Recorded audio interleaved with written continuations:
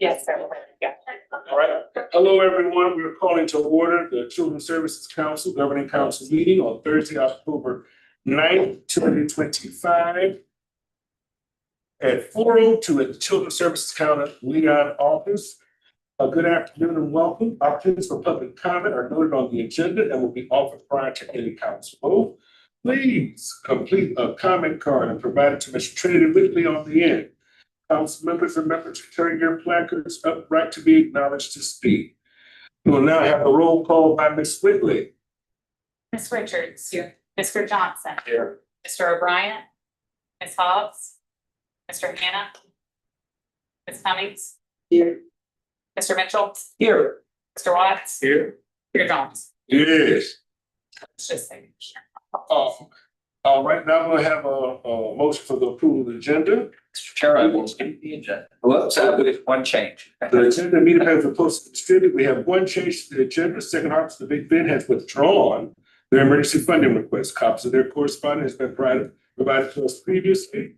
And therefore we remove item 9D from the agenda. 9D from the agenda. Are there any other changes to the agenda? All right, if not, we'll now entertain that motion a second to approve the agenda. Everybody. I move the agenda minus the item 9D. Second. It's been properly moved and second. Are there any questions? Seeing none, all those in favor signify by saying aye. Aye. All right, thank you. Now to public comment. Do we have any public comment this week? No public comment cards have been provided. What? All right, thank you. Now we'll have a special presentation by Director Green. He is running late. He's parking. We can go on to the consent agenda. And when he comes in, we'll let him go. All right, then. We now are at the items of consent. One change. The minutes from the trim hearing, number 2, September 25th, with correction that Judge Barbara Hobbs was present at the hearing. Council members, if there are no other items for further discussion or to remove, I will entertain a motion and second to approve the consent agenda. Mr. Chair, I will move the consent agenda. Second. It's been properly moved and seconded for the consent agenda. Any questions? All those in favor signify by saying aye. All right, thank you. The ayes have it. We are now moved to general council update. Yes, sir. Thank you. I have for the board this evening the pressure on several subjects, including items A and B, parliamentary procedures, and sunshine law, public records review. For that purpose, I prepared a PowerPoint presentation. Presentation is largely overview, judicious board members' time. Also, I recognize the board members are pretty familiar with these topics based on their service both with this board and other boards. How do I advance? Just say next slide. Okay, so these topics cover parliamentary procedure, open meetings, public records, and ethics laws. Okay. So parliamentary procedure, what is that? Boards such as CSC Leon, all types of boards, city council, commissions, county commissions, HOAs, etc. They typically adopt rules of procedure to guide the conduct of meetings to ensure that the meetings unfold in an efficient and orderly fashion. They ensure equal opportunity for each board member to participate in the deliberations, and they provide for decisions by a majority of the members of the board. The most common parliamentary procedure, well known, is Robert's Rules of Order, which was actually established in 1876. It's not the only parliamentary procedure, however, it is the most widely used, commonly used throughout Florida by special districts such as ours, cities, counties, special districts. The governing council adopted Robert's rules via its bylaws. If you look in our bylaws, there's a provision that says our meetings are governed by the bylaws themselves and the event of conflict by the provisions of Robert's rules. One of the things that Robert's rules does is it establishes the basic flow, the agenda of each meeting, which again is very familiar to our board members. It begins by calling the chair person, calling the meeting to order. There's a roll call to confirm that the quorum is present. Approval of minutes. Reports by staff, others, new business consideration and adjournment. And this and other facets of Robert's Rules of Order are largely suggested. They're not mandatory. A board has the ability to move the order around to add additional items. For instance, this board also includes a consent item to handle administrative matters which don't require extensive discussion to advance. Next slide, please. So the basic tenet of Robert's rules, in fact, several other parliamentary procedures, so that decisions are made and initiated through motions. Board member makes a particular motion. That motion has to be seconded by another member. If there is no second, the motion, discussion on the motion dies. Every matter that requires approval by the board is subject to majority. And in the event a board is comprised of an even number of members, or if only an even number of members are present, the event of a tie, the motion fails. Always require basically half plus one. Also, for public boards such as CSC, there is a requirement for public comment prior to taking. We observe that each of the time. Next. That is, Next. okay. So here are some examples of the main motions and also points, press points that come up. I note that in your agenda package, there's a very, very helpful 3 or 4 page summary of Robert's Rules of Order. I commend that to your review. You're also more than welcome to borrow my copy of the full text of the 12th edition of Robert's Rules, all 700 pages, but with those for detail and procedure walks.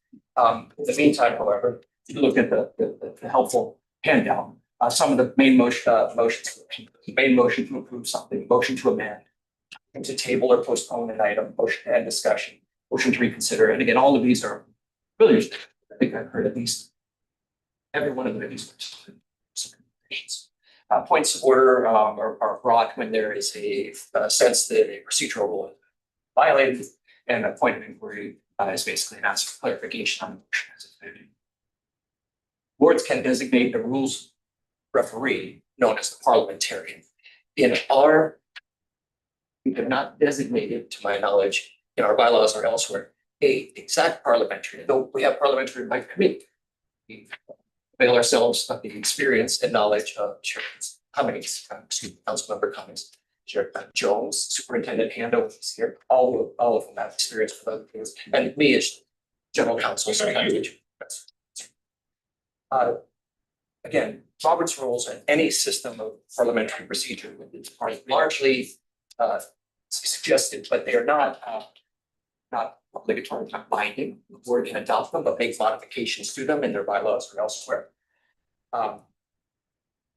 Important distinction I like to make anytime I'm talking about parliamentary procedure, Robert's Rules, is that Robert's Rules are distinct from the Sunshine Laws. The Sunshine Laws are binding on this commission and you can't really deviate in any significant way. Otherwise, the actions you take in violation of the Sunshine Law can be declared void. So if you took a vote on something and you didn't properly observe the Sunshine Laws, which we'll get to next, that matter can be declared void from the time it was voted on. If there's a failure to strictly follow Robert's Rules or some procedural glitch or an amendment motion was made and it wasn't strictly followed according to the 700-page tome, that doesn't render the action, so long as the action was taken in compliance with the Sunshine.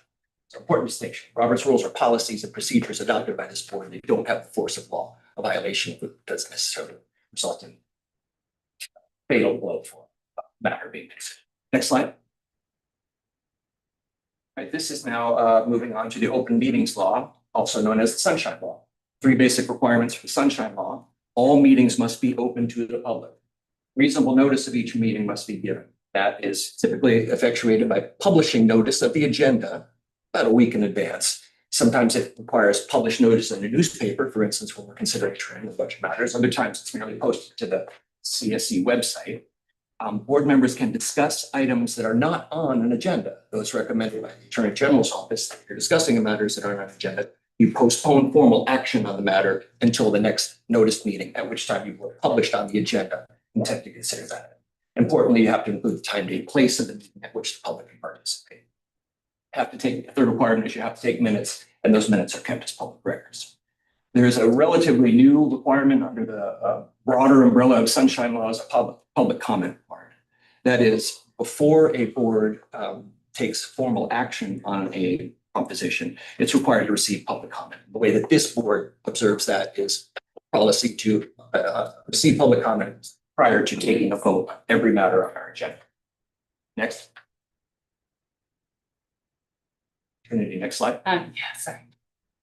So what are public meetings? These are discussions and deliberations taken by a public board, including advisory committees. And they apply to any meeting, any gathering of two or more board members who are on the same board, and communications between two or more board members, again, on the same board, regarding any matter which may foreseeably come before that board for action. And the big picture here is that a meeting can occur in any place, at any time, where two board members are present and discussing matters which could foreseeably come before this board for formal action in the future. That is a meeting which requires, according to the Sunshine Law, notice, opportunity for the public to participate. Next slide. So here's a listing of some of the forms of communication subject to the Sunshine Law. This is all communications in person, phone, letters, emails, including electronic communications such as text messages, tweets, if they're still called tweets, Facebook, LinkedIn, instant messages, etc. An example would be a board member posting something to Facebook about an agenda item.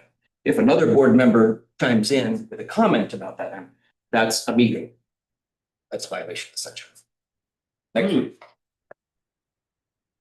On a vote for formal action. For matters that come before the board for consideration in the future, but formal action. Yes. So here's some things that Sunshine Law does not apply to. Staff meetings, meetings between staff or a citizen and an individual board member. If you form a committee and the committee does not have advisory or recommendation powers, it's really just for fact finding, then that board can be outside the Sunshine Law without the requirement for notice and public input. Discussions between board members who may be attending a community or social event, but are not discussing board matters that may come before board consideration. There is a limited exception to the Sunshine Law for what's known as shade meetings. That is when the board is involved in litigation. The board can conduct a meeting outside of the Sunshine to discuss with its legal counsel the outcome, litigation expenditures, primarily in settlements. This is a very limited exception. Typically, it only unfolds where the board is being sued. It would not necessarily apply to a pending suit, which I know we'll discuss at some point in the later parts of the agenda regarding failure of a contracted vendor to provide the services they were obligated.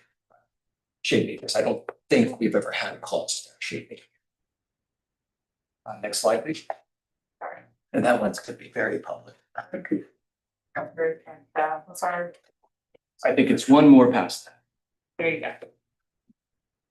Yeah, next slide is moving on to the public records law. Florida has a broad right of access to public records. Basically, every written document, instrument, et cetera, that's prepared as a part of the official business of CSC Leon is considered a public record of CSC Leon, and it's open not only to public inspection, but public copying. Anytime by any person, the person doesn't have to tell you why they want the record. They just say, I would like to have a copy of X, Y, and Z. That's part of our, not only statutory scheme, but it derives directly from our state constitution. Yes, applies to all materials made or received by our agency in connection with transaction of our official business. And here's the statute, the wording of the statute that applies. Next slide. Again, pretty broad. All records and documents made or received in connection with the official business of governmental, including stuff created by staff. It's not just records created by boards, staff records, documents as well. Inspected, as I mentioned, at any time, occupied by the public. Next. Public records include all of these and more. Records contained or stored on a computer or draft documents. Documents exchanged between the board, its representative attorneys, with some limited exception of pending litigation.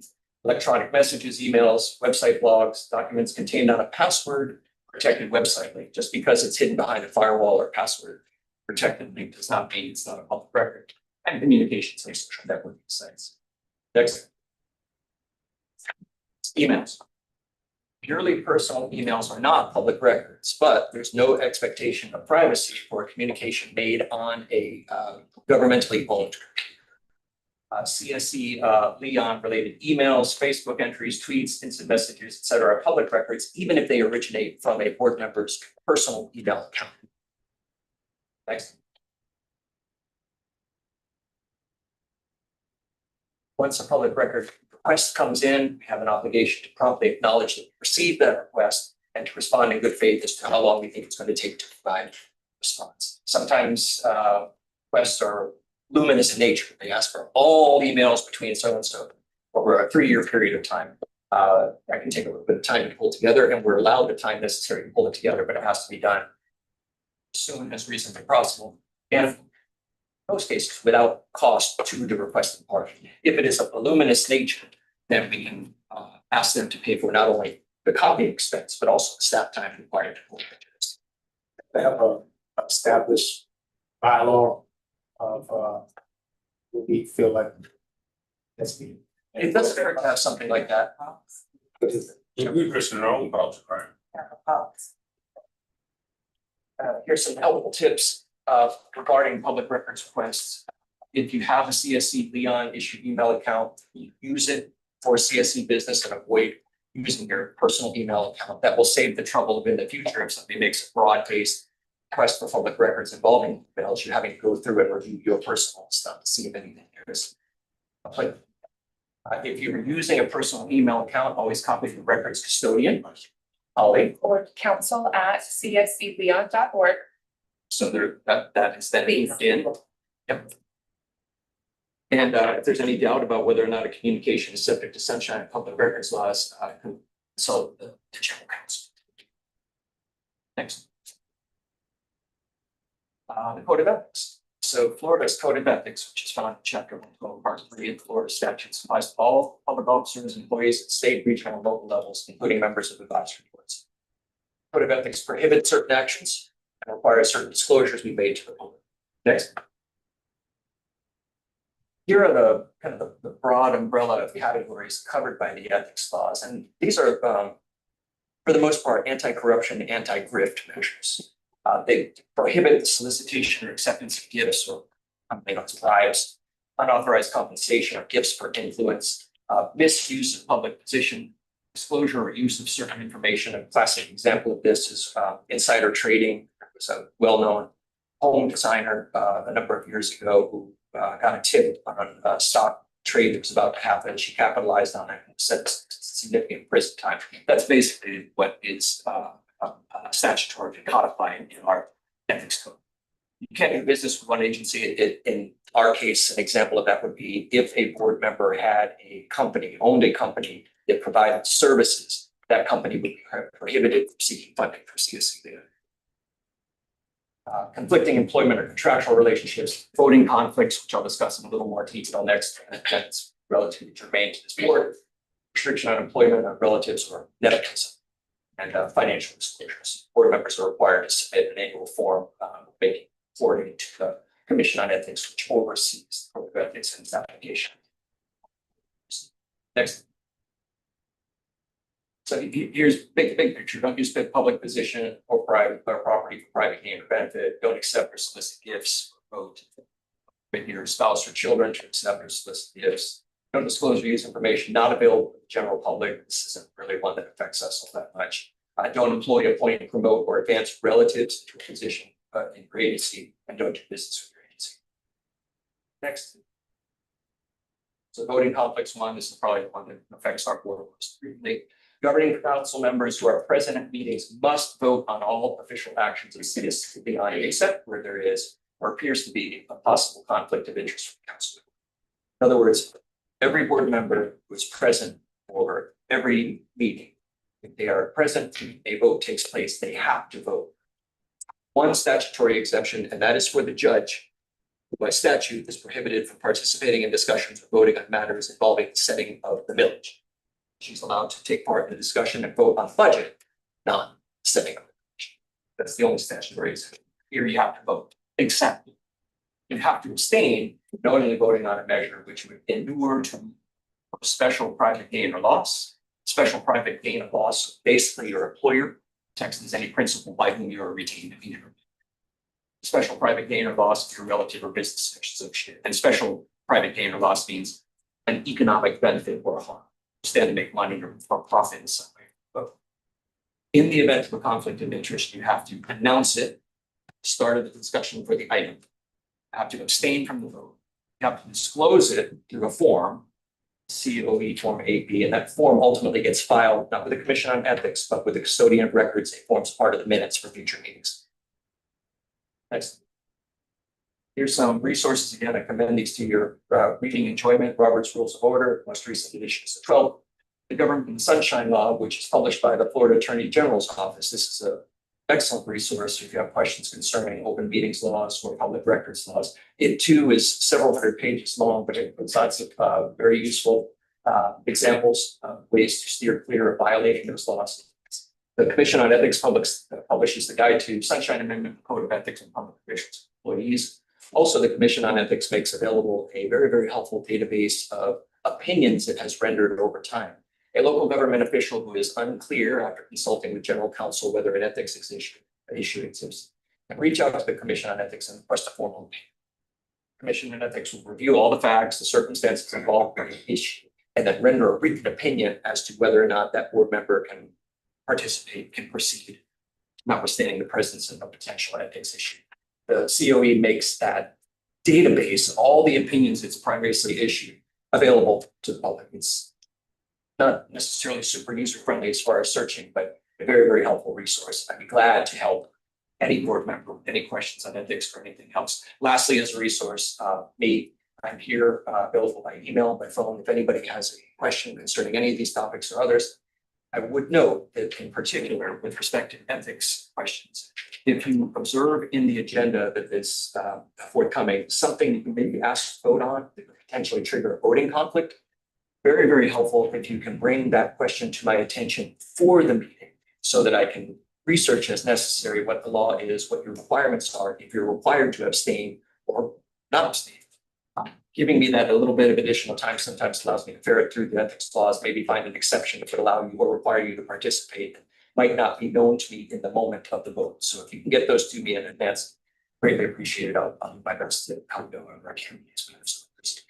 Lastly, Chair, if the board would like to do a deeper dive on any of these issues or anything, I'm glad to do an hour presentation, a 2-hour presentation, a half-day presentation, in a workshop, or at one of the board's retreats. Glad to do that. Appreciate your presence in our meeting. And we appreciate that among our resources, the county council as an important resource for the board. Thank you so very much. Any other council members? All right. Mr. Rowe, thank you again. Next up, we'll go back to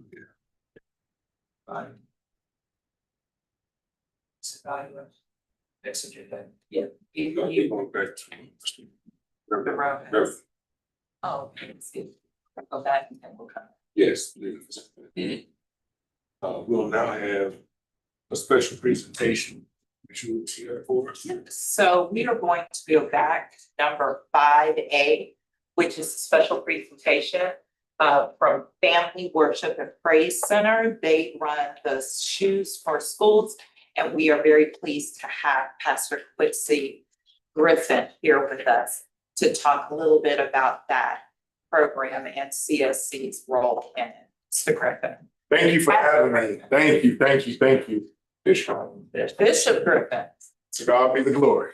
I like to say, in a time where many programs are coming to a close and dying due to resources and lack of funding, Shoes for School, thankfully, is alive and well.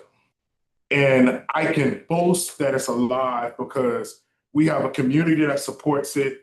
We have leaders that are among us in Tallahassee that give towards it.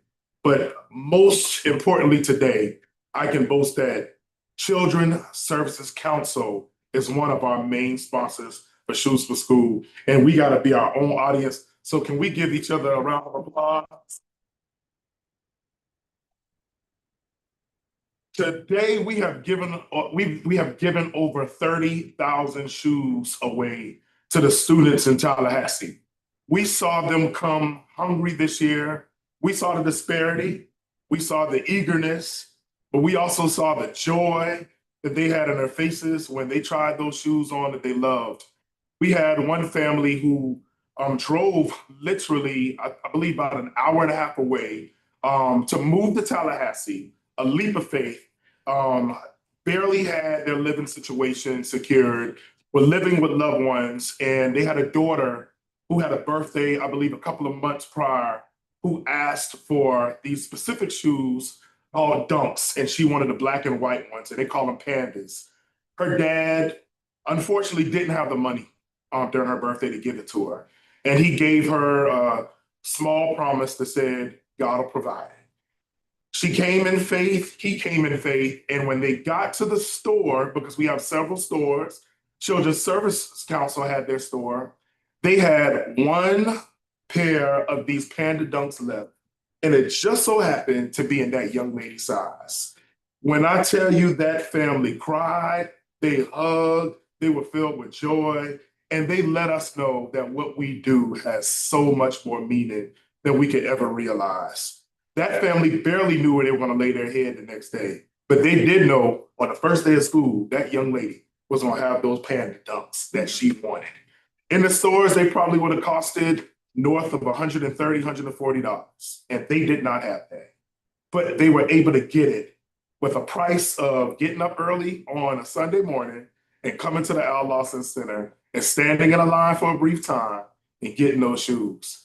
You all make this possible. We don't do this on our own, but I'm so thankful that you decided to partner with us and we can continue to have this relationship for years to come. I can't wait till next year. I believe that we'll be able to say that we've given away 36,000 pair of shoes, but we'll wait and see when that comes. But without further ado, I would love for someone to come up and receive this award on the behalf of Shoes for School presented to the Children's Services Council. I see Ms. Sika Green hitting Mr. Dow Jones. I think they should come up together, right? And as they come, I have to say this.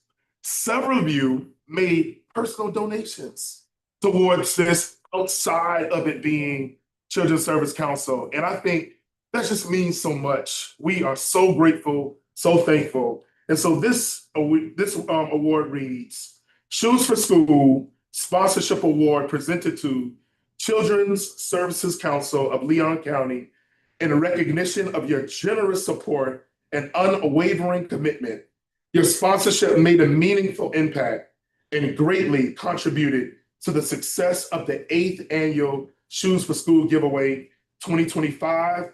Thank you for believing in our mission and helping us bring it to life. God bless you. Thank you. Thank you. Thank you. Get you to center.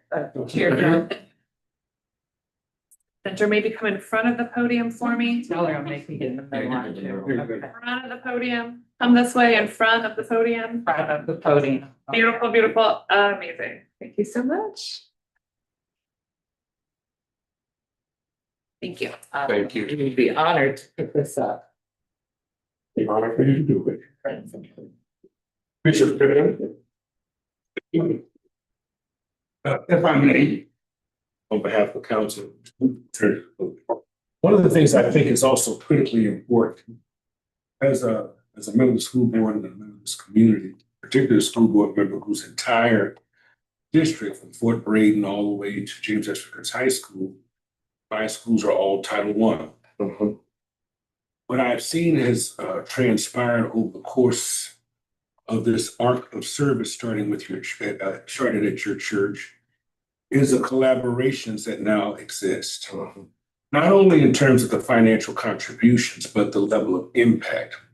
A great number of our providers who are funded by Children's Services Council count upon this annual event to refer their families and their children to. Our principals share this information with their parents. Then we have agencies like the Boys and Girls Club, Boys Town, all of whom are making their client base, our shared constituency aware of this annual resource. Yours, the Junior League and their Dress for Less program, all of those come together at the beginning of the year to ensure that those young people are prepared for the start of school. So now we've seen how those numbers have continued to morph because there are a number of service providers who count upon this annual event. I know Family Promise that they've been. Make sure that their families are made aware and are in attendance. And so this is just, it's really, when we talk about the return on investment, to be able to respond to what we know may be the crisis that other agencies and their constituents have for preparation for the beginning of the school year, all mitigated by what now has become an annual event that gets bigger and bigger and bigger. I would like for you, so congratulations. I'd also like for you to tell them, you know, for those, and I'm not a parent, but people who got kids, right, who know about the cost of tennis shoes, well, excuse me, I'm showing my age. Dunks, all the rest of that. Tell them about the collaborative relationships that you have with vendors across the state of Florida, where y'all go and collect these thousands and thousands of pair of shoes and the discounts that are provided to you to make such an event possible to be able to serve 8,000 kids in 1 year. Yes, I'll say because of the fact that we have such a large footprint at this point with Shoes for School, many of those companies and some of those programs really believe in the initiative to the point where they want to partner now. And so, like naming a few, the Whitaker Group, which is not necessarily local, but they partner with APB in town. They're able to give us the shoes that the kids want at such a discounted price. So you're talking about a $200 pair of shoes that we get a bulk of for $19 and $30.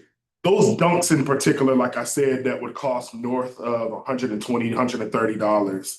We were able to partner with a grant program out of South Florida, and we got, I believe, 400 pair of those dunks for $15 a pair. And so once we begin to open and expand our marketing to let the world know what's going on, we started getting levels of partnership that wasn't necessarily monetarily. And I love the fact that we can get some money to be able to purchase, but being able to buy those shoes at such a discounted rate made us be able to help so many students.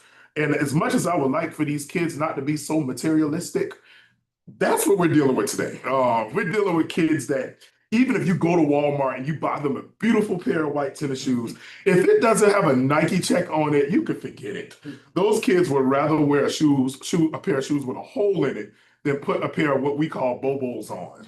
And so we understand that it's an issue, and we'll be spending the next 10 years trying to teach the kids, well, it's not about the brand of the shoe, but they'll get it 10 years from now. But right now, we want those kids to have a level of self-esteem on that first day of school and not worry about being bullied and being targeted.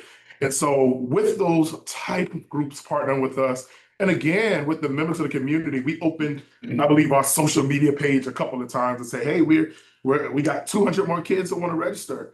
Do you want to donate? And we had people just donate, and we opened that registration up and brought in 200 kids. And I think our registration probably closed within maybe 2 or 3 hours with 200 kids and sometimes 500 parents being able to register those kids. And so it is, like I said before, it's a major disparity, especially among our Title I schools. And our Title I principals make it a big initiative to call us first day of school.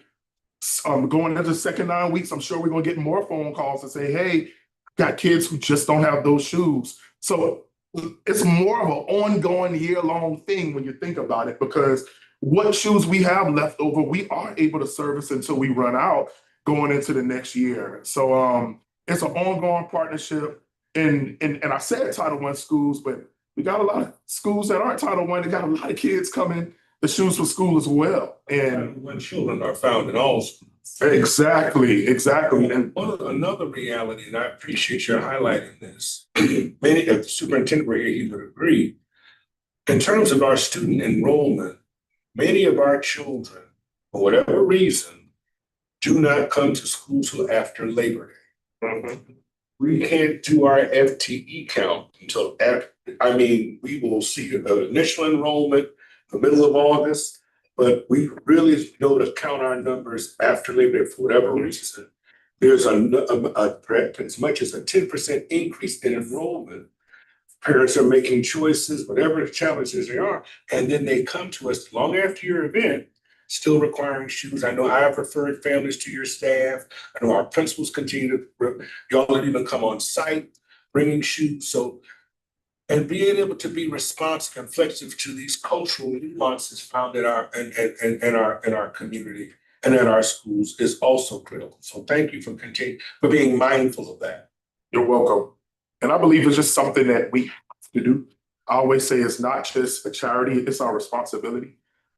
It breaks my heart to see a kid come into the Al Lawson Center this year and they barely, have shoes. Like we literally watch kids come in with staples on thong sandals, stapling the rubber part of that thong sandal to the sole of it.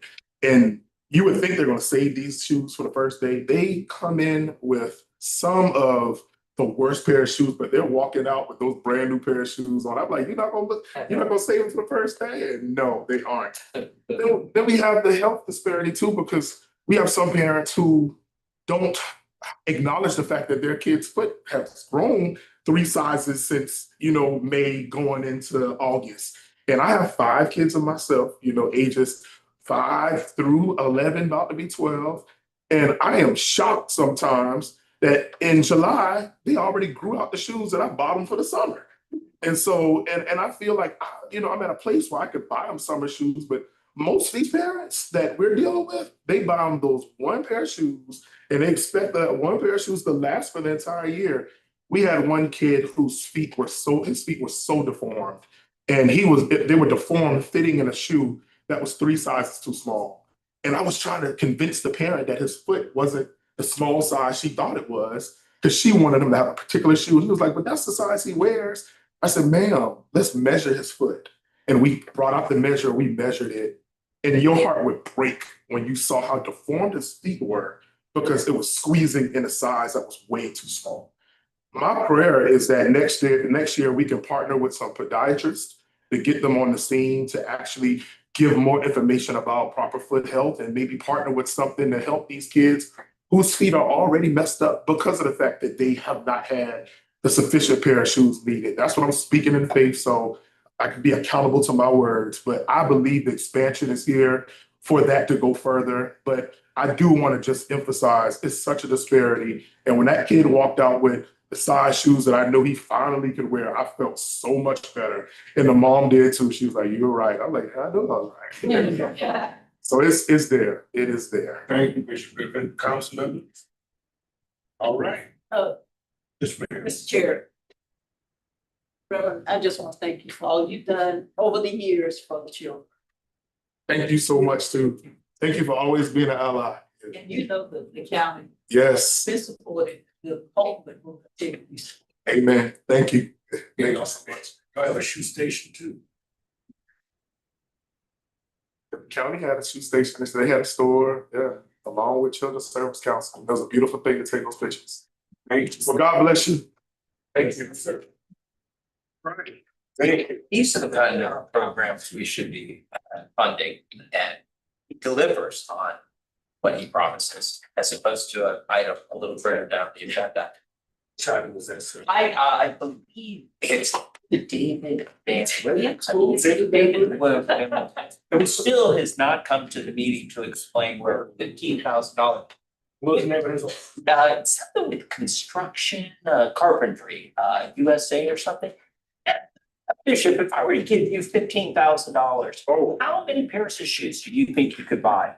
Listen, I think next year, if y'all gave us that $15,000, we would be able to get the shoes that we bought this year. Good. And we would be able to get double that and be able to partner with some of these podiatrists in town to expand our David reach. Williams, if you're listening right now, get your butt in here with $15,000 because I know who I want to give it to. Shoesforschool.org is where you can go to the website and donate.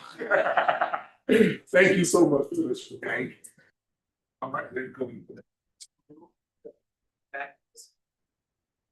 Yes, this is item 7C, the executive director's evaluation. The executive director's employment agreement provides for annual performance evaluation. The agreement is for 2-year terms, but it requires annual performance evaluations. Performance evaluations typically conclude by the end of the calendar year. They involve each board member filling out basically a score sheet, a form that has a scoring system on various areas of performance. It includes ability for board members to comment and provide feedback as to the comments and scoring they're giving. We typically get those forms to each board member around this time of the year, ask for them to be completed and returned 3-week period. Generally try to give 3 weeks for those to be completed. Once the results are in, I tabulate them and present them to the executive committee. The executive committee considers basically the performance evaluation, deliberates and brings forth recommendations to full council, generally December meeting, early December. I will be preparing those forms and sending them out over the course of the next week. I send them individually, typically to each board member. Member was also present and serving the prior year. I like to include basically the form that they sent last year as a convenience, so they can see how they want to adjust their scoring if that may be in next year's evaluation. I think that's it. I just wanted to make sure everyone is aware that it's time to start that annual process and to also be on the lookout for the evaluation forms. This is a year where the 2-year term is lapsing. So it'll be time to enter into an agreement for a new 2-year term in addition to performance evaluations, I think. Not sure. I just signed the contract last week. Okay. Never mind. And this is not a renewal term. This is merely the performance evaluation. Very, very important, of course, but not quite the same as. Questions about that process?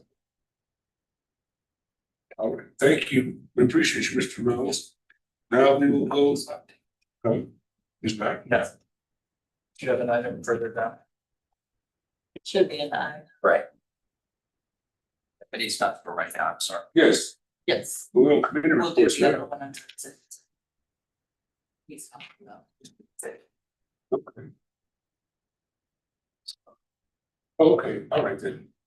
Well, next we have the executive committee report that has been given to you in your packet.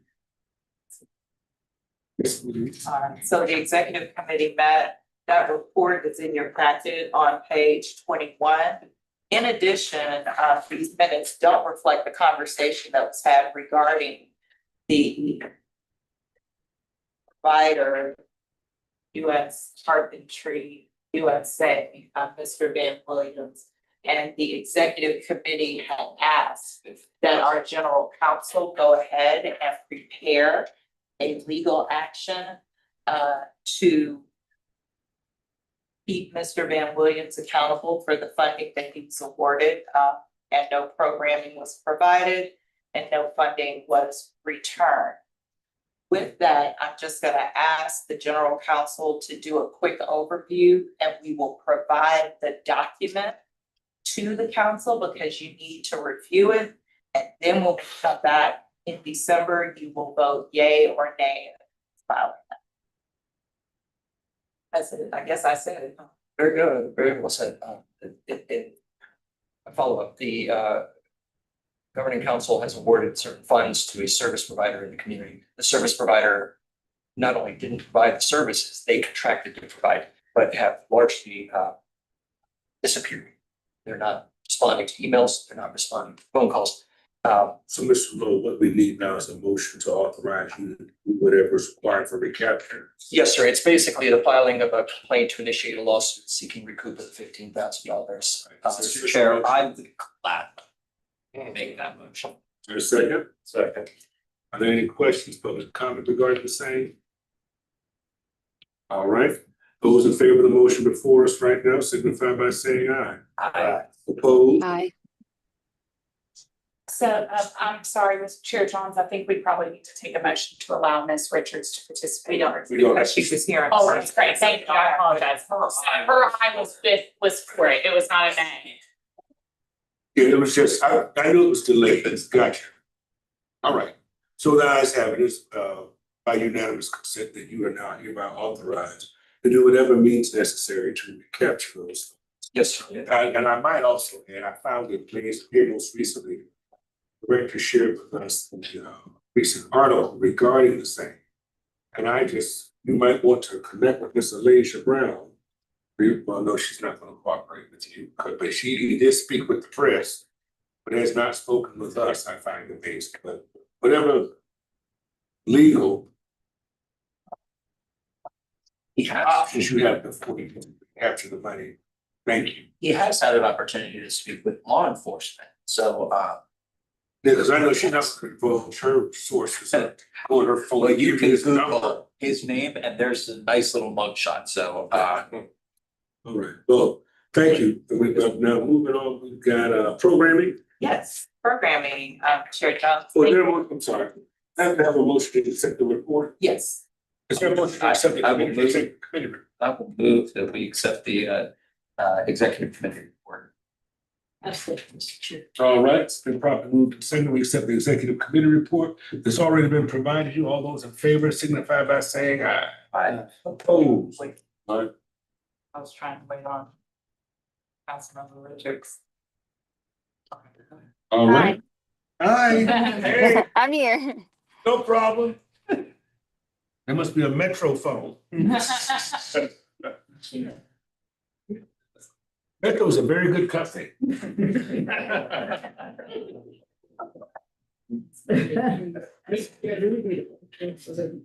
No. He was here earlier. Right, that was a distinction that was made. Okay.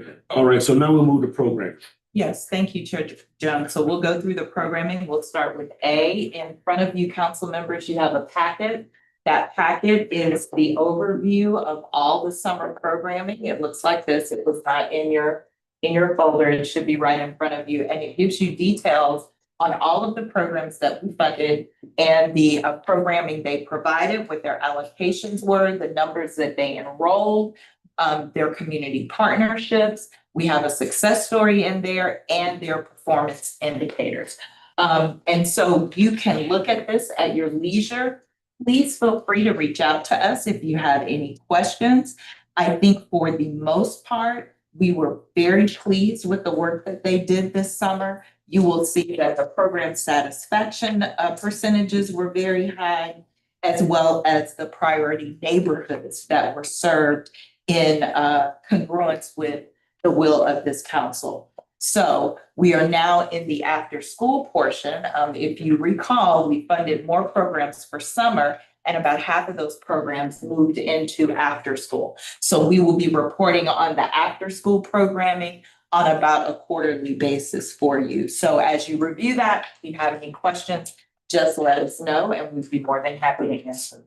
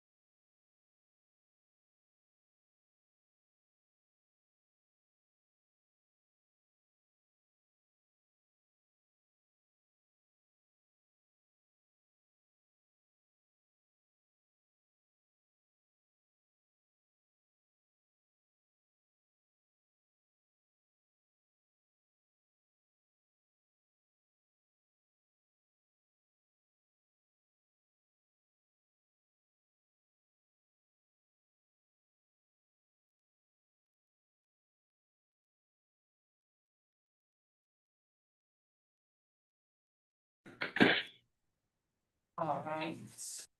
And we're back. The mic's on? Yes, ma'am, the mic is on. All right, and we're back. Right. We will resume our programming report.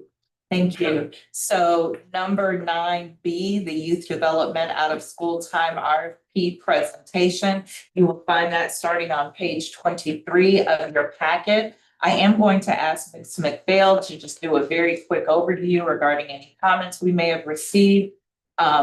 If you remember, we sent you the packet with the complete RFP and I attached the red line, which were verbal comments that we received, as well as staff observations for some changes, so that if you wanted to, you could do that comparison. So Ms. McPhail, if you'll just do very quickly, couple minutes of anything that needs to be brought to our attention, and then we will turn it back over to you for motion and approval.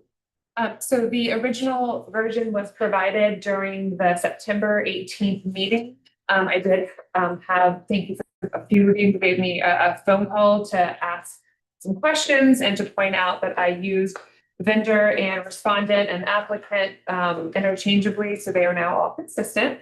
That's one of the changes that you would have seen in the red line. But the biggest changes from last year to this year is the inclusion of the organization's board chair in the review of the budget. We continue to see that there is definitely a capacity building opportunity for our nonprofit sector on how to formulate budgets, to how they display their budgets. And for out of our focus on financial solvency, we really strengthened the expectations in this version of the RFP, including asking for the board chair to not only sign the disclosure form that is required in the RFP, but also to provide proof and documentation that the budget submitted in their application or in their proposal was approved, in fact, by their board. So that was a significant change from last year. Question. You're saying that when a person responds to an RFP to us, it also has to have the approval of the board. Their board chair, the applicant's board chair. Of that board chair of the board. The board chair. Yeah, the board chair has to sign. So we've updated our process to include a signature. This is a common practice with other funding agencies, but our That's system is what I make that distinction. Yes. Board chair, not the board, because there might not be time for board meetings with the time the RFP is published and it's. Correct. So there's two places that we're asking for board engagement. And that is one actually on the submission of the response to the RFP. And proof that the budget that is submitted, the organizational budget submitted by the applicant, has documentation that that budget was approved by their board. So that it's that clarity and full transparency of the information that is provided, that it's not doctored to look certain ways or anything of that. That was something that came up and that we have taken care of in this version of the RFP. Another kind of change, I would say, is just greater clarity regarding the expectation of service delivery. We talked about the expectation of 240 hours during the summer. Ultimately, what we are trying to do is provide a service to families who need that long-term care. This summer, we experienced a couple of programs who fit that 240 hours in, but they did it in an expedited time frame. And so we've added in there that 240 hours must occur over at least 6 weeks. Again, we're trying to meet families where they are, not just check a box. And then we also, a pretty dramatic change in the process is we're bringing the budget review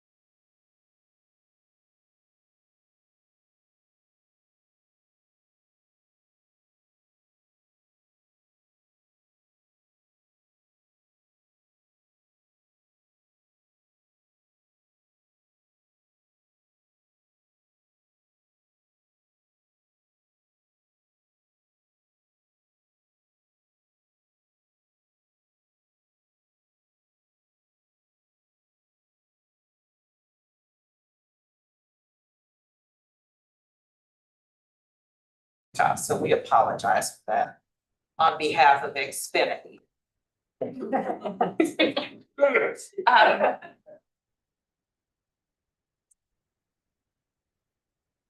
Those are the primary, the large edits to the process. In addition, we have included kind of an opportunity to cure. We recognize that when you are using electronic system to get your information in, that there might be some snags.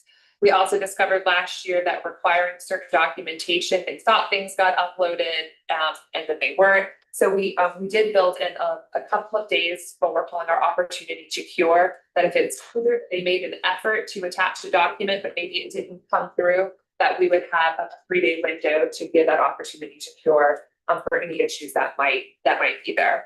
Again, the idea is that we are very comprehensive in explaining what we're wanting, that we're providing capacity building opportunities and rewarding those who take advantage of them. So incentivizing participation in that capacity building, but then also working with programs to meet them where they're at so that we can continue to provide services to continue this investment element. Thank you so much, Ms. McBell. The last thing I will say is that we are being very clear about how disbursements and reimbursements will happen with our program. So on contract signing, there will be a percentage disbursement at contract signing. After that point, it becomes reimbursement, and that is very important because we want to give them the opportunity to have the funding to start things up with their camps.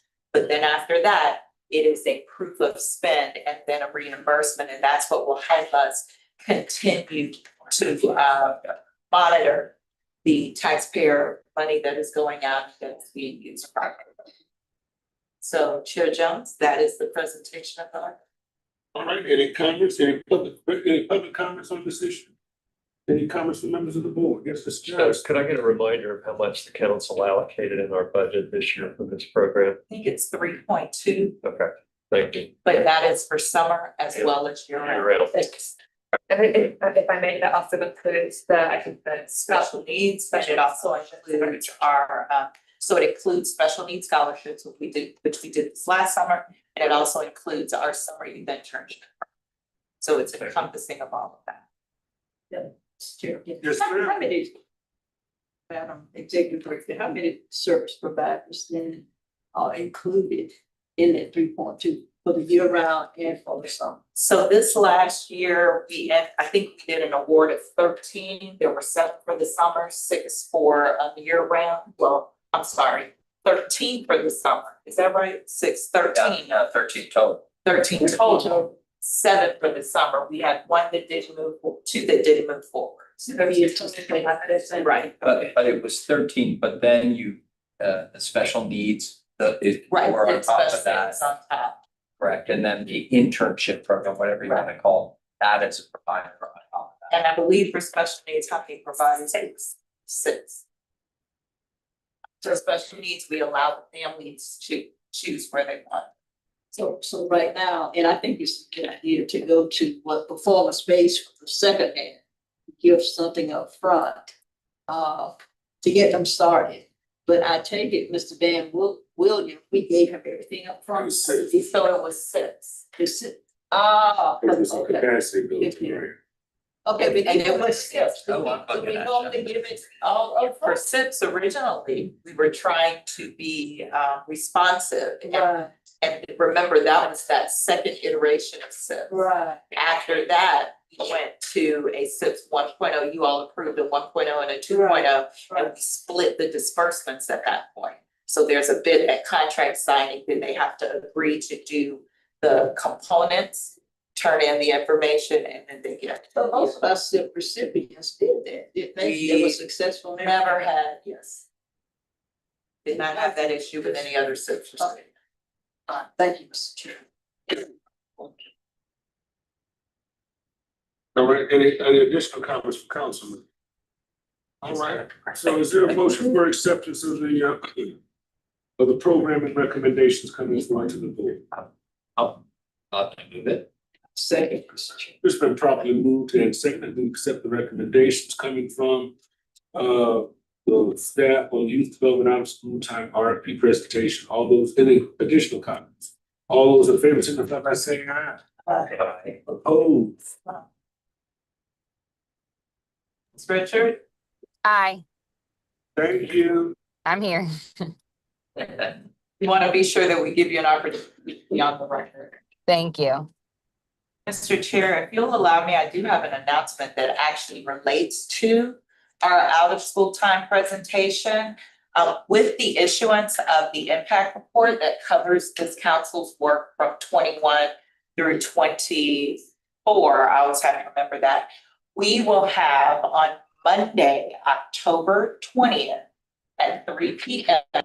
We are going to do a public presentation of the impact report and not only give the information that's in the report, but also the data that goes behind that and the methodology. In addition, we'll use that opportunity to present the OST RFP so that the public understands our process for how the RFP is developed and all of the pieces that go into that. The RFP will then be released later that evening around 5:30 or 6. So we will get information out to the entire council. We are inviting the council to come and join. And this time we expect it will be at the city commission chambers. County commission chambers, and that is Monday, October 20th from 3 to 5 p.m. So there'll be more details to come, but we are very excited about doing that and allowing our providers to be there in person to hear about that process.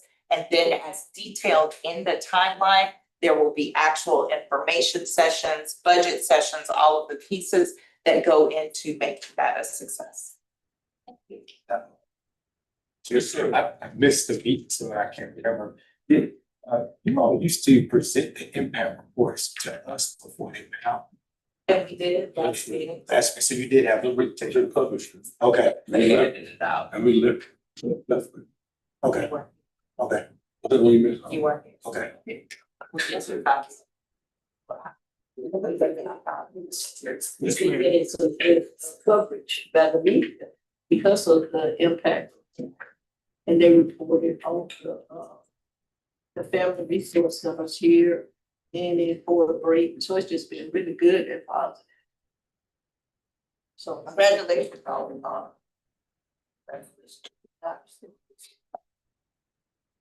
All right, we are now at item C, 21st Century Community Learning Centers Gap Funding Proposal. Yes, thank you, Mr. Chair. So you all are aware that in September, all right? August. With the federal cuts to the 21st Century Program, this council approved funding to engage in a partnership with Boys and Girls Club at the request of Leon County Schools to help get that program back up.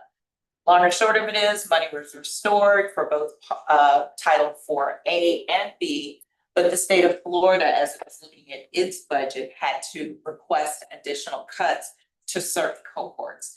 There were schools in Leon County that were affected by that cut, and it was a 30% cut. As a result, there is an emergency funding request for gap funding for those programs that will happen at Leon County Schools through an MOU with the Boys and Girls Clubs of the Big Bend. And then the United Way of the Big Bend also runs the 21st Century Schools program, and they are coming as well. The total together for these requests is right at $400,000, I think a little bit less. And so we provided you with the requests and with all of the backup information for those requests, hence why we have 4.5 trees with that backup. And we do have representatives of the Boys and Girls Club in Leon County Schools. Brooke Bruner is here with Leon County Schools. Casey Dennis is here with the Boys and Girls Clubs of Big Bend, and representatives of the United Way. Bernice Cox is here, Rhonda, and please forgive me because I do not know the other two representatives. Samantha Sager. Clay Tullis. And Clay Tellis.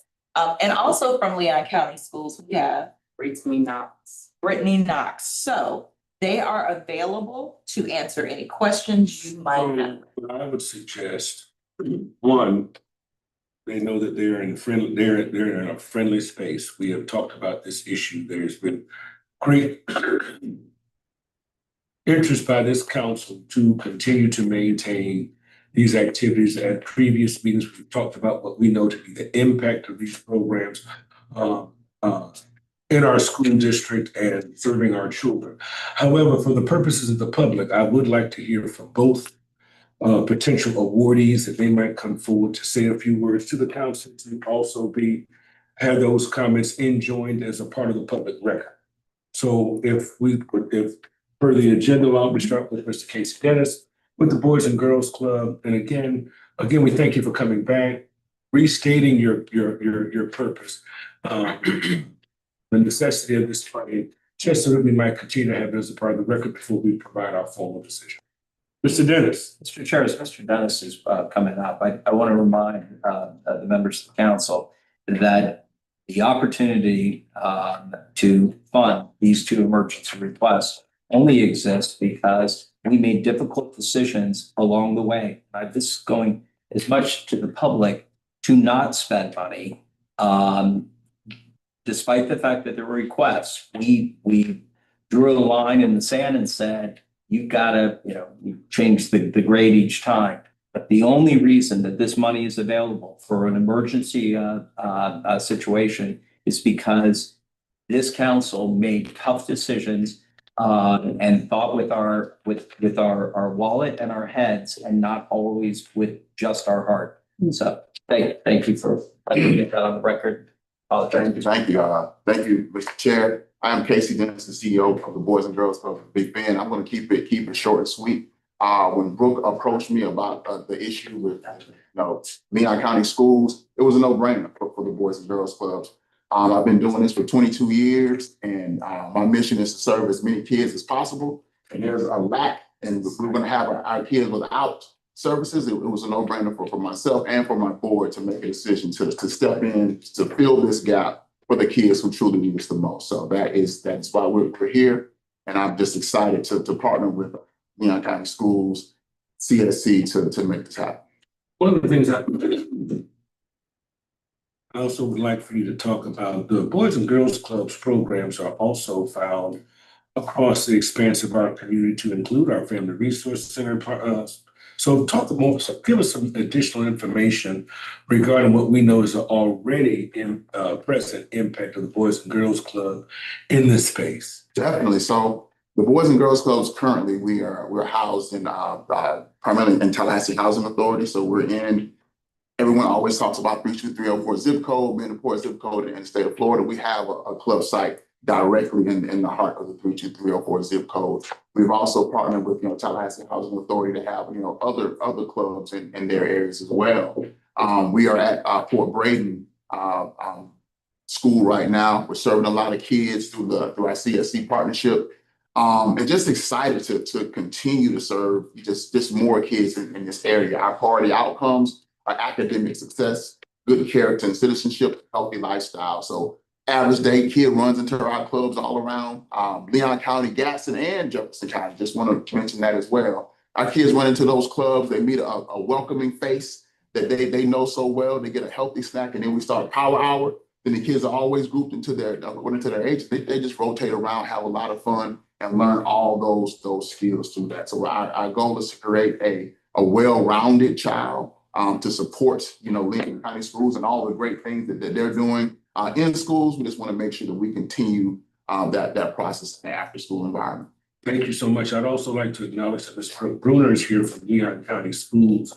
And it was through your shared collaboration in preparing these proposals, for the original proposal, now the subsequent proposals, which is before us now, so that we would be able to have this type of impact for our shared constituency of school-age children. Although your footprint is great, but this specifically for Leon County Schools. All right. I understand you've got a major, since you got the microphone, that's one of the phrases I like to use. Since you have the microphone, don't you have a major fundraiser coming up? Yes, thank you. So we have I appreciate that. A fundraiser coming up on appreciate it. Yes, sir. Our golf tournament on Monday, October 13th. We're super excited about that. We're also selling our 50-50 raffle tickets. Those tickets are $10 a piece. Last year, the winner walked away with $3,567 as part of that. But, of course, if you want to give it all back to the Boys and Girls Club, we will accept that as well. But yeah, that is Monday, October 13th. Still have a few spots available, but we're excited about that. Thank you.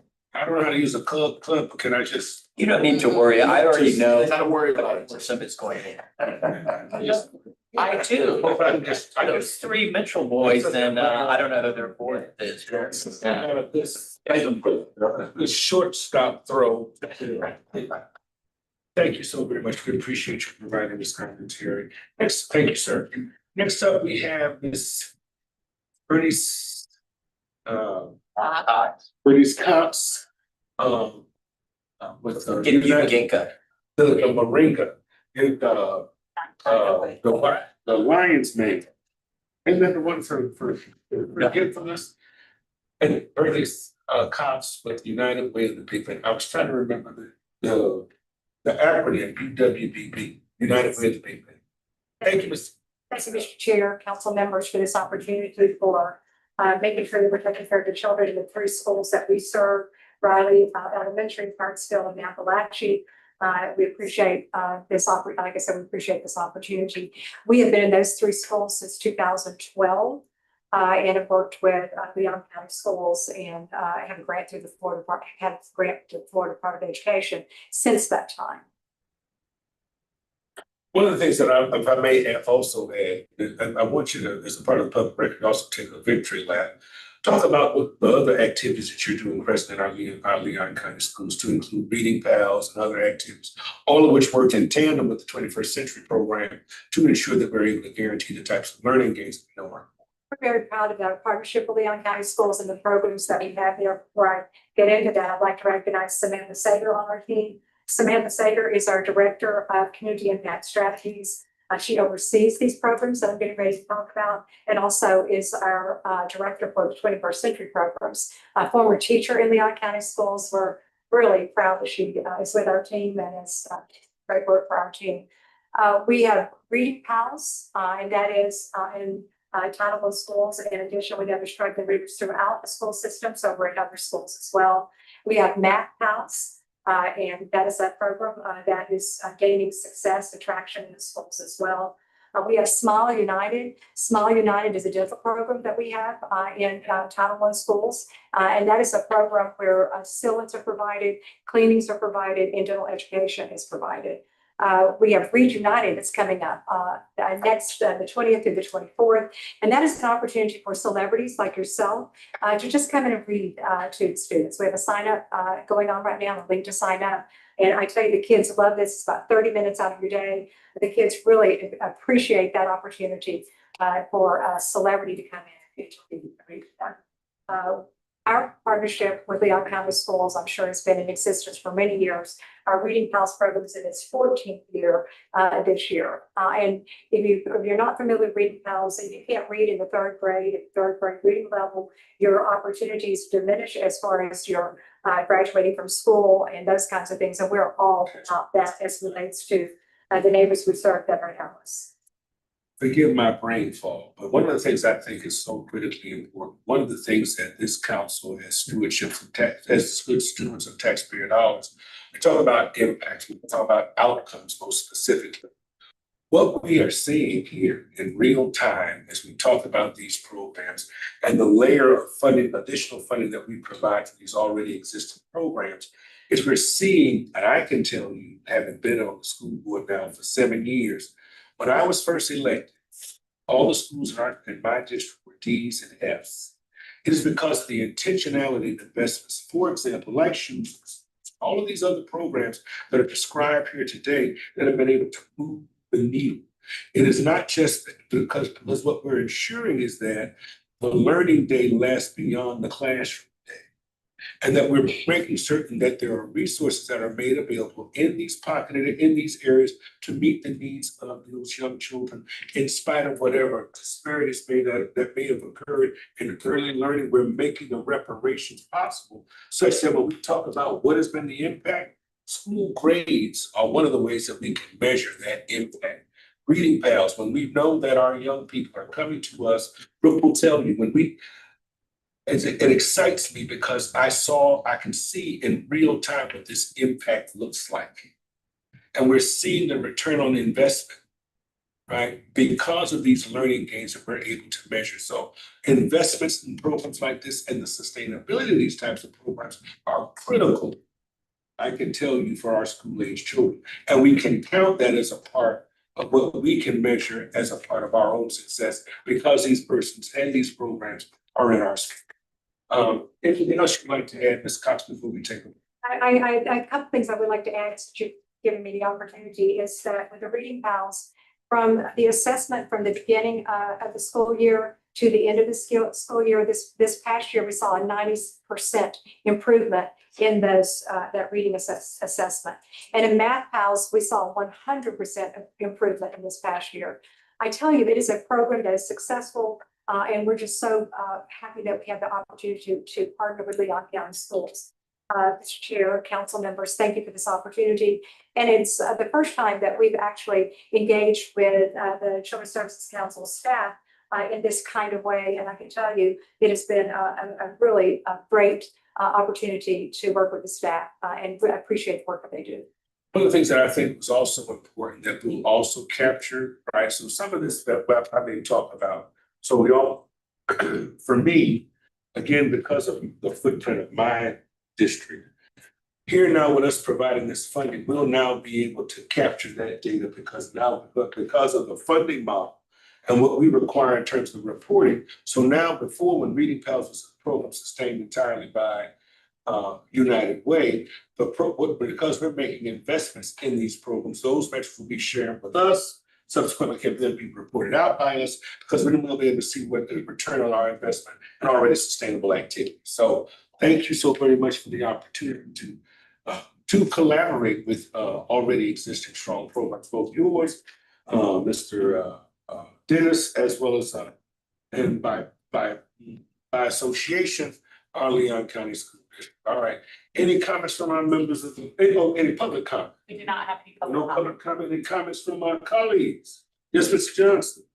Just a quick question, I think directed to Mr. Rowe, is if I'm remembering right, the way this was set up is that there's an MOU between Leon County Public Schools and both of these entities, and then the CSC contract would be directly with these two entities. So if we would have a contract with them and our standard indemnification language for any services that they provide would flow through that contract. Is that correct? Yes. Yeah, thank you. Mr. Chair. Just ma'am. No, I just want to thank Mr. Dennis and this Bernice Collins for their,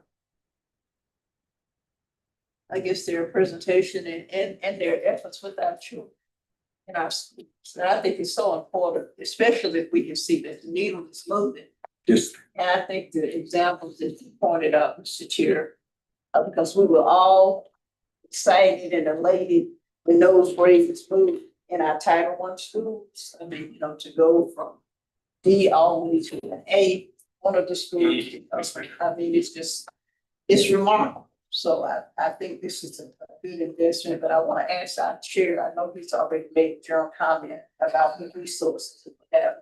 You've looked at both of these, and I know back in August, and the Boys and Girls Club came, they hadn't received the funding. And I think voted to assist. Shortly after that, they got to notice that they did receive the funding. So the point is, really what they're asking for, when I talked to the executive director, is less than what we had approved the commission with. Because they did receive some of the funding. This is the stopgap for that 30% reduction. Okay. So as far as, and we got a great chair, he's talking about how frugal we are with our funds, some of his leadership. But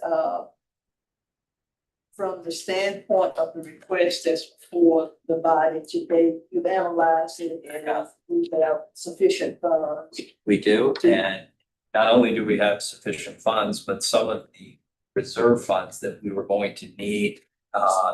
Remember, the CQ mentioned that the federal grants that they were only paused while they had an opportunity to take a look. The federal funds came down, the pause was released the day after our meeting. that 2.1 million, we were going to, part of getting to that 2.1 million was to use some of our reserve funds. So we don't need to use any of our reserve funds. Do have the roughly $400,000 for both of these entities, and the programs, the 21st century programs, will remain completely intact. I might make an argument that they might even get a little bit better. So yes, thank you for asking. They're just serving more than they would have with the one, they will be serving more students. Awesome. Thank you, Mr. Chair. All right, any additional comments? Well, we're open for a motion. I will move the item, Mr. Chair. I second, Mr. Chair. A second and a third, we want to make it a fourth time, Mr. Johnson? No, I'll just vote. All right, and so with no additional public comment, all those in favor signify by saying aye. Aye. Aye. Yes, ma'am. I'm All voting right. for it. I want to vote for it. Yes, I'm ma'am. not opposed. I am not opposed. That's right, yes, ma'am, yes, ma'am. We All right. thank you, we thank everyone, that passes unanimously, and thank you to our partners, meeting the needs of our shared constituency. Go forth and be great. All right, next up. This time, just let me just sit here and help me. Next meeting, agenda. Reports, next meeting's agenda will be committee reports and Children's Services Council Leon policies. Next up, item 11, upcoming meetings and events. Human Services Trunk or Treat event, Saturday, October 25th at Old West Correctional Center on Lake Bradford Road. Governing Council Workshop Wednesday, November 12th. We'll also add the additional activity that you described earlier in Leon County Commission Chambers. Executive Committee meeting Wednesday, December 10th at 12 p.m.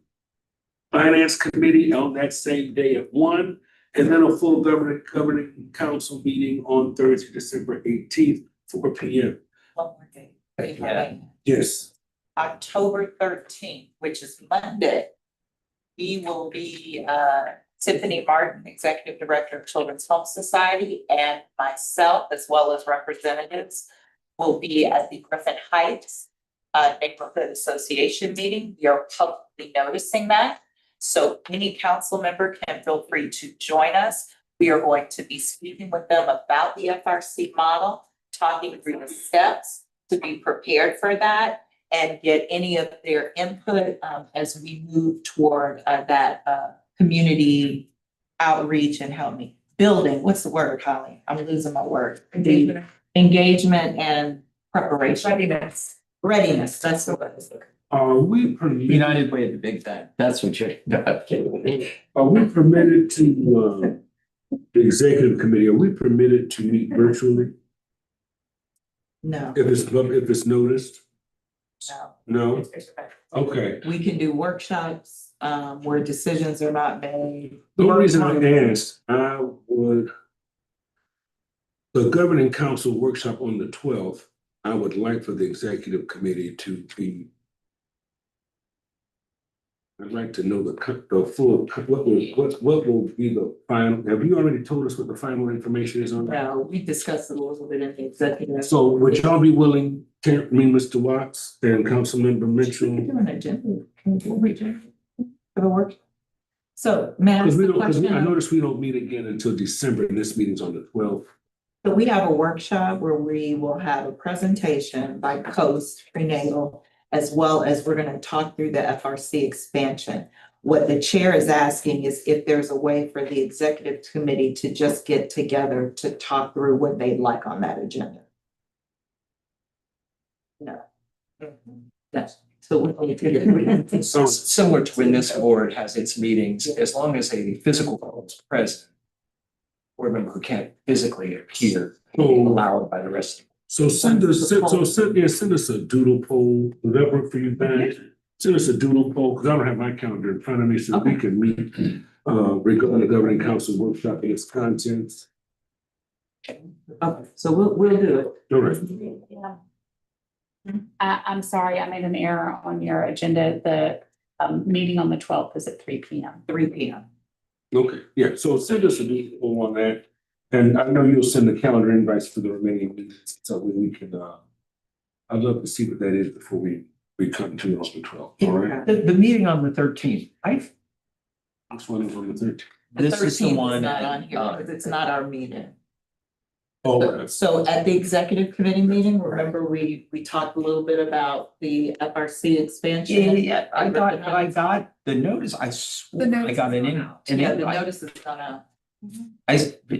Trinity. Did you- I did not calendar it, but just I notice put it went on out. my- What he can't find it on his calendar. Right. If he wants to know if there's a calendar event Oh, for it. I'll forward it to you. Thank you. I have not created Okay. one for the council, but I accepted something, I put something on my Gotcha. calendar this morning when I got it. I did, I think it was just the notice went out, but I did not create a calendar event for that. Okay, man. I was thinking, should we share with the council members the discussion that we had at the exec committee of why that matters for that meeting? Like the background, so that might, Sure, offer to them the relevance of why they might want to do. with your permission. Chief? No, I mean, no, any one of us, right? So So, yeah, so at the last, what are we in? We're in October. So at the last council meeting in September, there was discussion about an expansion into Griffin Heights and Frenchtown. And, our managing entity talked about the challenges that they were having with building the trust in that neighborhood. Since that time, many of those community leaders have expressed that they would like to have an FRC there. They preferably like a brick and mortar. At the same time, CHS as well as CSC team has worked with them so that they truly understand what an FRC is and the steps that are involved with that. So we had an informal meeting here at the office that was after maybe the second trim meeting. Now I can't remember whether it was the first one or the second one. Mr. Mitchell just hung around because it was not a noticed meeting, so we couldn't just have couldn't have you all there, just to kind of talk through some of their frustrations and so that they could hear from us that it is about working with the community and them bringing their assets together to build it up from the bottom. So this is another step in informing them on how the model works, and getting their buy-in, making sure we can build trust in the neighborhood, all of the things that went into this one, as well as the one at Fort Worth. So that's how we got there. And so since they have, if you didn't know, Griffin Heights Neighborhood Association won Neighborhood of the Year in Communications. So they have their neighborhood association meeting on Monday, and Tiffany Martin requested that we come there and speak with the neighbors there in Griffin Heights.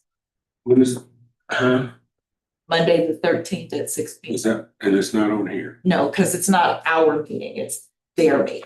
But we did publicly notice it, so you all would not have any issue coming. Yeah, I saw something that said, they listed all of our names and said they may be in attendance. Right. That is is how we maybe, notice it. correct. But It's yes, not a we did requirement. notice it. Oh, I'll be there, I just, I, And we also on that notice said that discussions happening at that meeting very well may influence a future decision of the council. So we want to be fully transparent and allow you all to be there, ask questions of not only each other, but of the residents that will be at that. And again, for me, and that's why I want to talk about, that's why I want us to know what's going to be on the agenda for the governing council workshop. And it's rather timely that we talk about our processes and our policy, our policies regarding our processes by which we come together in our community. Because when we come in December, I want us to have done whatever we gotta do to move from rhetoric to work regarding the issue relative to the FRC. So that we'll be prepared to have some either update from the Children's Home Society that there's an agenda item that will be before us where decisions will be made about how we continue to provide funding. And then I need us to have a kind of conversation with our council, because there's already existing it's just a whole lot of, there are bureaucracies in place which this occurs, but when we come together on the 10th, I hope that all of that has been alleviated, that we can then make a decision regarding the future of FRCs. After around December 10th. When we come, I'm sorry, December 18th, when we come back for our full council meeting, we'll move, as I've described, from rhetoric to work, be ready to make a decision. So whatever the subsequent meetings have to occur beyond that, that may not be listed here, that we're moving deliberately towards coming back to the full council December 18th, which would constitute nearly 2 months from now, 60 days, ready to vote on something regarding the future of the expansion of our FRCs. All right. But let me also, since setting expectations for everyone, we approved a budget in 2 public meetings that did not include funding for an additional family resource center, an additional physical family resource center. Again, we have reserves. I'm not saying the answer is no. We are nimble. We can adjust accordingly. But I do want to make sure that everyone understands it's not in our budget. No. Can I ask you? Yes, ma'am. To treasurer? Yes, ma'am. You know, we set aside $4 million for family resource center, so it's not in the budget, so have we totally exhausted that $4 million? No. Okay. Like I said, we have money in reserves. Okay. Having said that, we have in our budget for 2025, 2026, we have a set amount for family resource centers. They fund the 2 that we currently have, Right. physical presence, along with staff in the, I forget what they call them, but they're like community outreach. In the communities that we are considering expansion. But it was not contemplated that we would have a physical presence in any other place. Okay, and I understand that, Mr. Chair, just for clarification again, and perhaps it's in the reserve, but the $4 million we set aside is there. All of it is just not expended in our current budget. Yeah, Correct. you're right. Okay, do we know what's left then that has not been allocated in our current budget? It's not that simple. It actually is that simple. If we take what we budgeted for this year. Right. Well, it is a little more complicated because they didn't spend all of their money in the first year and the second year. And normally I would look at Dina and say, exactly how much will we have left? It's not Want me to tell that's 1.3. I can tell you 1.3. Right, Oh, okay. with still, In reserve, so it's a matter of maybe a budget amendment, depending on what we want. right, Okay, But, and again, that goes back. When we voted on that budget, it was very, very clear in that meeting. Cummings, Judge Hobbs, all when we talked about the budget, we were very, very clear that we were not done with family resource center. And so, I mean, I know we voted on the budget, but we've also asked these same questions then that we're asking now about our ability. So I understand your distinction.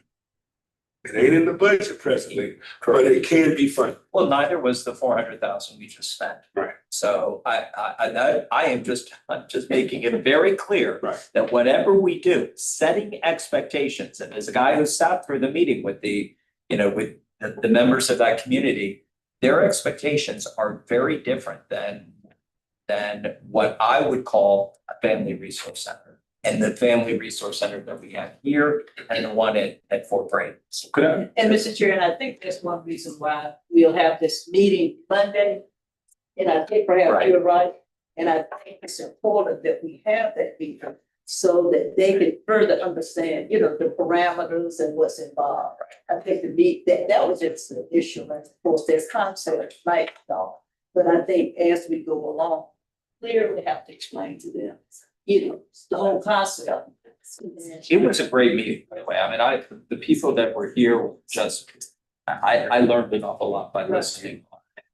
I just think they need to, you know, have more direction, and understanding of. Yeah. Yeah, it's not just a building. And the beauty of it is both between the CSC and the Children's Hope Society, you know, without the formality of a classroom, you can still have teaching moments. Absolutely. But it is the expectation of members of this committee, of this council, that we be prepared to make some decisions regarding the future of what we describe most clearly as a footprint that requires services as soon as possible, so we can stem the tide of the lack of services provided for the families in that targeted area. And the Family Resource Center, we already know, has by virtue of its design, can have the type of impact and deliver the type of return that we would want on our investment. So December 18th, I'm happy to remain involved and engaged and informed as we move forward. All right. And additional comments. I do believe we're near the end. I move we adjourn. Hold on. Oh, There's two more things, because I don't want to forfeit this. Finance and Budget Committee meeting is on Wednesday, December 10th. Governing Council meetings on Thursday. Are there any final member comments for the good of the order before we adjourn? Great job, Mr. Rupp, the presentation. All right. Mr. Johnson, Mr. Mishra. All right. There is one more thing, I'm sorry. The reason you did not have any financials is because today is the day that the financials coming through. With the month, you had an early meeting this month, so the next time you will get financials, we will send them, by the end of the week. we had a finance committee meeting, so You had a finance- there was nothing to look at. So I just wanted to put that on the record, in case somebody's wondering, the fund. And if I might take a point of personal privilege, on October 17th, Friday morning at 8 AM, they will be unveiling the Frederick Stephen Humphrey statue at Florida A&M University during FAMU's homecoming to honor one of Tallahassee's greatest icons and leaders. And I look forward to being there, and allow me to invite our public. Now, is there a I motion? will move to re-adjourn. All right. Thank you.